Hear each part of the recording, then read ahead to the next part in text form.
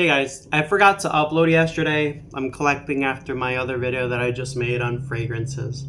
But today we're going to be talking about collecting, how to do it properly, and avoiding fragrance addiction. And this is how I do it. Everybody might do it differently, but maybe you can learn something from me. Yo boy. See ya soon. Alright, so we got a couple fragrances here. I'm going to tell you the best way you can shop with fragrances and reduce the addiction a little bit. Bring it to the side. So, when it comes to fragrance collecting, there's a couple of things you need to know. The only set of fragrances that you need, if you want to start collecting, or maybe not even collecting at all, is something sweet, fresh, special occasions. Fresh, sweet, special occasions. Fresh for the spring and summer. Sweet for something for the winter time and date nights. And a special occasion fragrance. Weddings, family gatherings, or even city events, reunions, stuff like that. Where I would start, and people are going to disagree with me, is dupes. I wouldn't start sampling stuff like this Creed Royal Water, because this is pricey stuff. It's like $250. But if you sample something for a dupe, for an example, you can even go Game of Spades wild card. A lot of people talk about this stuff smelling exactly like Lafayette Street, and it's very, very true. And you get that apple, then Brox, and it's very, very nice masculine scent, and it's a good evening fragrance for sure. You want to start sampling. I would skimp, and I learned this from somebody, I would skip from the 1 ml dabbers, because you have to keep in mind that fragrances have atomizers. So they're meant to be sprayed on your skin, not dabbed like that, because that's not how it was intended to be. It was meant to be sprayed. So I would stay away from the 1 mls. Now, if you want longevity and you want to wear it as much as you can without it sitting, because you'll end up like me with over, I would say like 200 samples, I would recommend sticking to a 3 ml. 3 ml is going to be equal to roughly like 30 sprays. So if you really think about it, your spray routine when you're sampling fragrance, for me, 1, 2, 3, 4, 5. Why do I choose these areas? Because heat comes from the back of the sun. It's going to hit the back of your head, obviously. And if you're running or if you're walking, you're going to smell the fragrance when you're moving your arms up and down. Some people would probably say here, but if you're washing your arms constantly like I am as a mechanic, it's not going to stay there for long. So you're better off just doing it here, back of your neck. Not under the armpits, but right here, right on your rib cage right here is like a really, really good spot where you'll smell it if you're active a lot. So 3 mls for sure if you're sampling. Now, let's say that you want to buy a sample of Wildcard by Game of Spades, a 3 ml. You want to be, we're going to use Wildcard for this whole example. You have to shop around at websites. Now, for me, I want this fragrance as a 3 ml. You guys are going to hear noise in the background. So what I'm going to do is I'm going to try 3 ml Game of Spades sample. What you want to do is shop around for fragrances. Shop around. Don't dollar yourself into one website. So what I can tell you right now is I was in the market for a decent amount of time for a Game of Spades Emerald. For a carded sample, 3 ml of Game of Spades Emerald, it's $12 regularly. So now you know, if you get a 2 ml and it's $12, are you going to buy that 2 ml? No, most definitely not. But if you see a 2 ml for $5, I think that's a very, very good price. Same thing with the Game of Spades Wildcard. You kind of want to shop around for the right price. And you want to sit on it. Once you know and you have a price that you're willing to pay for that 3 ml, sleep on it. Think about it till the next day or the other next day. And if you still want it, buy the sample. Don't just buy samples in splurges, because they're just going to sit and you're probably not going to touch them, especially when you don't like them. So you only want to sample fragrances that you actually want to try, or else you'll end up in a clutter. So as soon as you get your fragrance in your sample, if you don't waste it, again, you just spray it one time here and you're like, man, I just really didn't like this. What you can do now is grab that sample. I follow decant swap communities on Facebook. Post it on a decant swap community and try swapping it for stuff that you want to actually plan on sampling next week, for an example. Because at least me, I have a schedule when I sample certain fragrances. Sometimes I splurge. We're not perfect. But when we plan on sampling the next one next week, now we can trade this sample for that sample. So now next week it leaves me open for sampling maybe something different. So when you get the other fragrance in, spray it. Oh, I like this. Write that down. If you do end up liking this, write that down and make a save up plan towards it. Don't just say, oh, a firm got it or my savings account got it, because I've done that many of times on fragrances and they just sit and collect dust. And the thing what you have to realize about fragrances too is that they have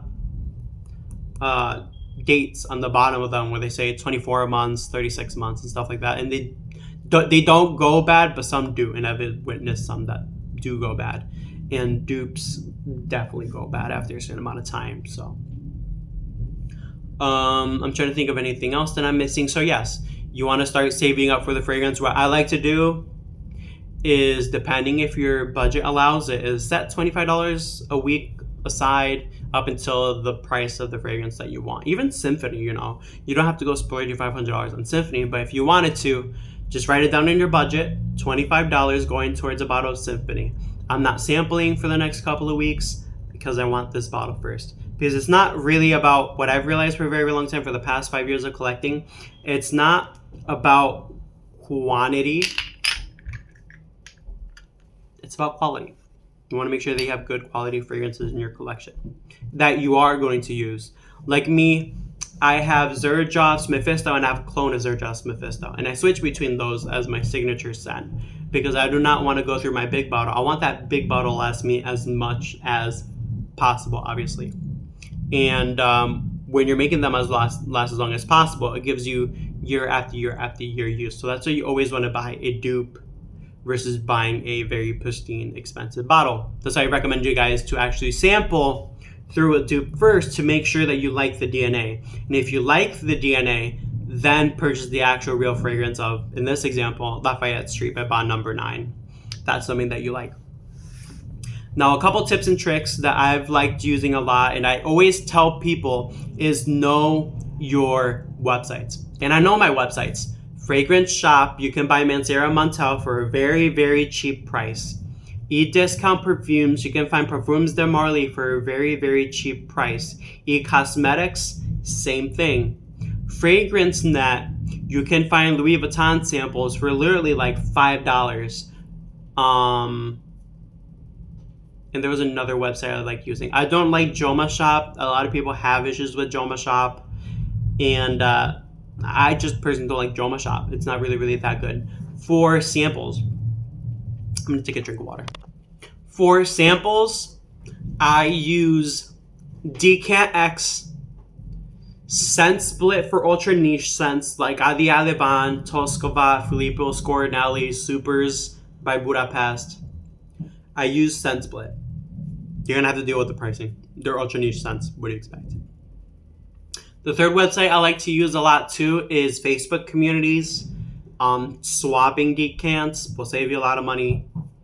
And then number 4 is, there was another website, Scents Angels, for your Xerjoffs, for your Nichane, for your Parfums de Marly, for your Bond Number 9s. I use this for my stereotypical niche because how I like to think about fragrances is you have just regular fragrances, stuff like your Zadig and Voltaire, This Is Him, that's your regular, your Bad by Diesel, those are your regular ones. Then you have your niche scents, which is like your Xerjoff, your Parfums de Marly, your Creeds. Then you have your ultra niche scents, which I don't have, but I do have a lot of samples of Adi Aliban, Toscova, Filippo Scornelli. Those are your ultra niche stuff. Then you just have a homemade stuff, your dupes. Those are going to fall into just regular fragrances, obviously. that's basically it as far as I do. I don't like buying full bottles from fragrance groups because you run the risk of getting scammed. So I generally like shopping on actual stores for buying fragrances. But decants, I don't mind buying decants off people because at least I invested $20, $30 in a decant. But when you're thinking about buying stuff like this Creed Silver Mountain water, you already know that as soon as I pop this off, you're going to know that that's a real Creed fragrance because of the white seal right there. But when you... Sorry, I'm just very picky about that.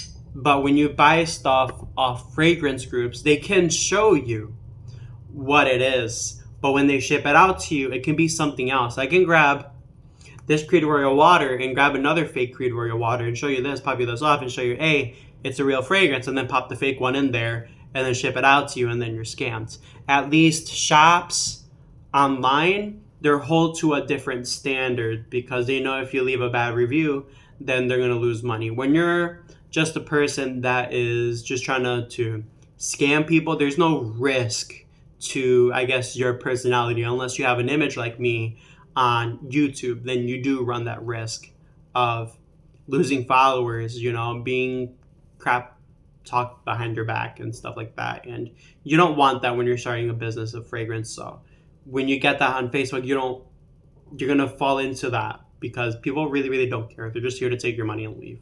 But shops are held to another standard is what I'm trying to say.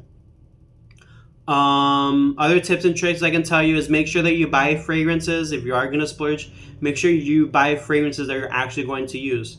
Don't just let them sit and collect dust for many, many years and the juice go bad.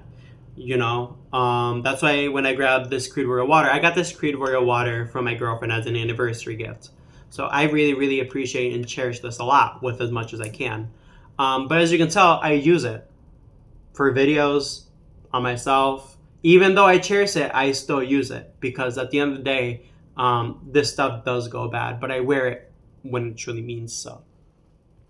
Other tips I can give you is plan on taking decants with you when you travel, because if they're not getting used, then why do you have them still? Make sure you're trading your decants, using up your decants fully, and shrinking your collection as much as you can to things that you actually use. Because at the end of the day, this is money that you spent. This was $80 that I spent in Puerto Rico on wild card by Game of Spades. This is $80. $80 I spent on this. And if I'm just letting this sit and I'm not using it and it's collecting dust, I'm wasting $80. Like this fragrance here. This was probably my second Christmas gift from my girlfriend. Was this one, Acento by Xerjoff. And this is a very sophisticated pineapple scent for weddings and stuff like that. Yeah, this is definitely a lot of heat, but you just want to make sure that they're getting used up. Else you end up with too much crap you can't get rid of. Last thing I could probably tell you is plan on giving some away to family. Like what I did was there was fragrances that were sitting around in my collection. And I said, you know what? It's time to clean out this and give it to people that you want to spread the love with. Like my brother introduced me to the fragrance community back in 2020 when I was quitting smoking with Azaro Chrome. And he was wearing that one for a very, very long time. Was it Azaro Chrome? I think it might have been Azaro Chrome. Was it Chrome? No, it was the one with the roulette silver bottle with the gold bullets. I forget the fragrance, but he was the one that introduced me to it. So I sent him a bunch of stuff. I just told him, wear it, let me know what you think, and keep me posted on it, record a video on it, and he did. Share it with people that actually value and stuff. I don't like just giving away fragrances to random strangers, because at the end of the day, I bought these samples with a lot of my money, and if I'm giving that money away to just anybody, then I would just kind of be like, bro, you're not wearing it, And that's just me. Fragrances I can suggest you since you got the end to this video, and nobody talks about a lot but are very nice. Lyric by Amouage, Passion Island by Mebuscus, we'll just call it that. Pool Boy by Clandestine Fragrances is really good. and Sea Otter by Clandestine Laboratories. And definitely check out Not Today by Filippo Scorinelli if you want people to just get out of the way, because that's a very strong blood fragrance for sure. Thank you for reaching the end to this video. Hopefully I helped you out today. If you guys have any questions on shopping for fragrances, I'll give you all of the tricks below. All of them. Because you already know. I am the best at this. No, besides the point. Subscribe to the channel. Comment below. Send some love in the comments. And yeah, I love you guys right now. God loves you too. Fragrances for Dummies 2020.